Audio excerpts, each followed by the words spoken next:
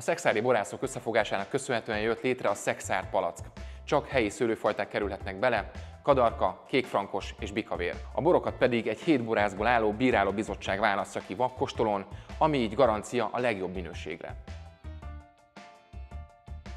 Tehát egy stílus képvisel, hiszen hogyha egy Szexárd palackos bort vásárolsz, akkor igazából pontosan tudni fogod, hogy az már egy minőséget képvisel. Nekem van egy nagyon jól bevált párosításom a szexárdi bikavérrel, vagy igazából egy általánosságban a bikavérről beszélve, hiszen megvan ugye ez a kicsi ilyen fűszeressége. Nagyon mélyen piros-búgyós gyümölcsök vannak általában egy szexárdi bikavérben, és szerintem nagyon jól tud párosulni egy gulyásleveshez. Igen, tehát a bor világtengere az valószínűleg feneketlen, végtelen, és éppen ezért a helyi fajták azok, amelyek a termőhelyet leginkább be tudják mutatni.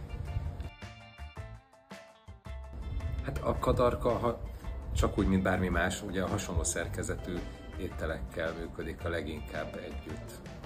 Így nyilván nyúlhatunk a közelmúlt magyaros konyhájának vélt paprikás, de könnyű szárnyasból készült ételekhez, de nem ördögtől való, hogyha akár egy halételhez is betesszük.